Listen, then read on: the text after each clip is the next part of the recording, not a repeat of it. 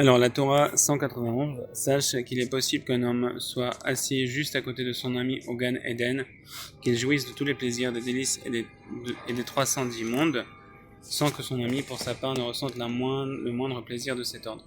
En effet, tout comme les cieux en hauteur, la terre en profondeur, le cœur des rois est insondable. Et comme nos sages de mémoire bénie ont enseigné, quand bien même tous les océans étaient de l'encre et tous les roseaux des plumes, il resterait impossible de mettre par écrit les pensées des gouvernants.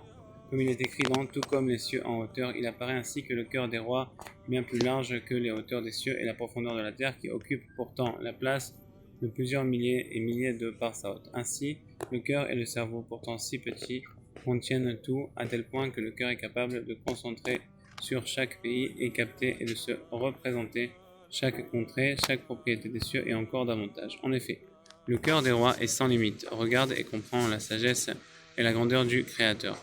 Où le minuscule peut contenir le gigantesque, comment la parcelle d'un cœur et d'un cerveau si petit peuvent inclure des choses aussi grandes?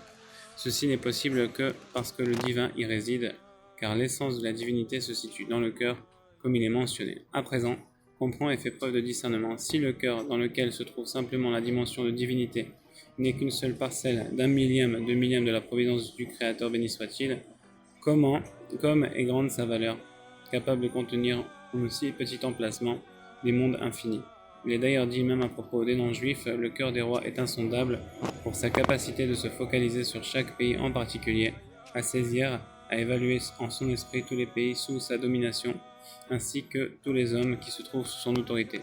Dès lors, par analogie, multiplie cela par milliers afin de te faire une idée de la grandeur du Saint béni soit-il. Il en découle que l'aspect essentiel de la grandeur du roi, de son plaisir et de sa suprématie ne se situe que dans le cœur, car il sait en son cœur qu'il est roi sur tous ses pays et règne sur tout selon sa volonté et son cœur et son désir. À présent, tu comprends par toi-même comment une seule personne peut contenir en son cœur les 310 mondes, puisque le cœur peut englober l'illimité et l'insondable.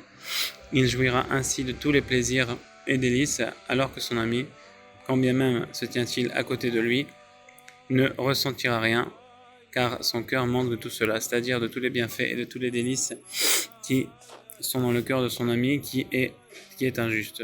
Heureux soit-il, car l'essence de la sensation, de plaisir et de délices du monde futur et de tous les 310 mondes se situe dans le cœur. Baruch Adonai Leolam, Amen, Amen.